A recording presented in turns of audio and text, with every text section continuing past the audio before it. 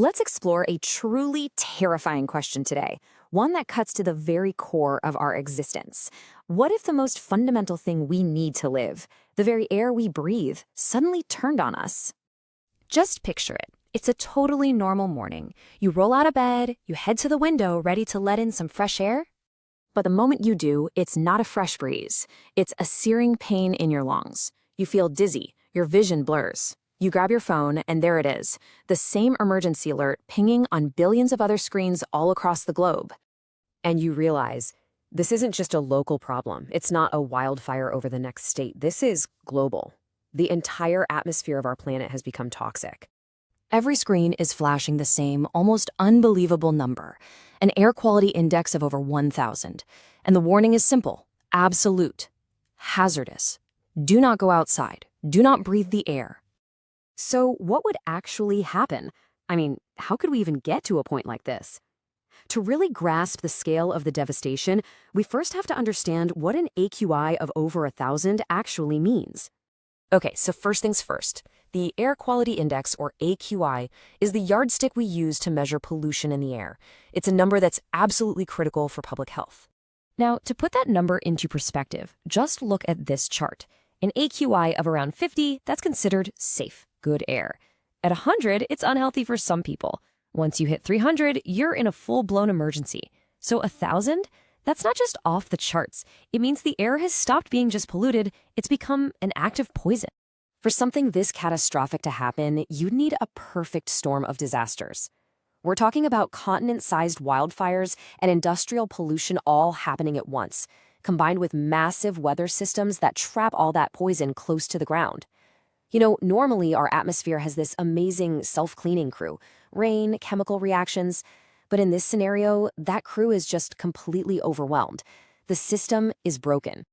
The immediate aftermath of an event like this would be incredibly fast and utterly devastating.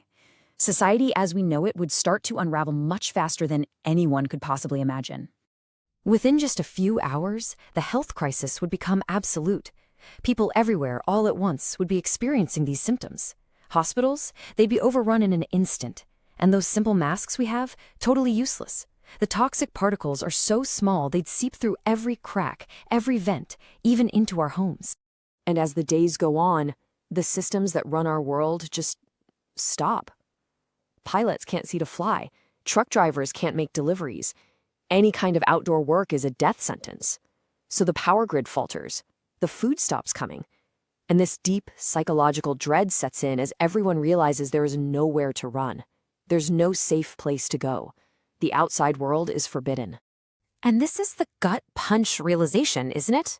Our entire, complex, wonderful civilization is built on one simple assumption we never even think about, that the air is safe.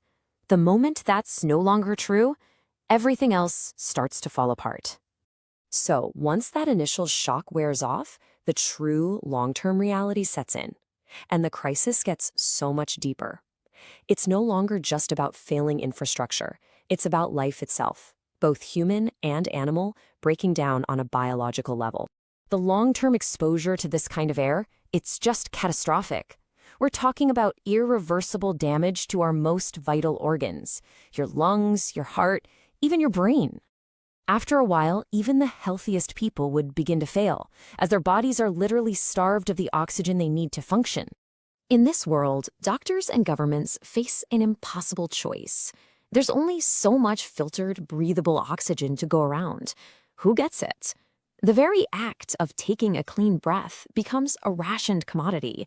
It becomes a privilege reserved for the very, very few. And we wouldn't be suffering alone. The planet's ecosystems would be choking right along with us. Plant leaves would get clogged, stopping photosynthesis. You'd see birds literally falling from the sky. And the very systems we count on to help filter the air, the forests, the oceans, they'd be overwhelmed too, creating this terrifying feedback loop. The dirtier the air gets, the more life dies, which makes the air even dirtier. And then the moment would come, the announcement from the world's scientific community that confirms everyone's deepest, darkest fear. This isn't just a bad storm that's going to pass.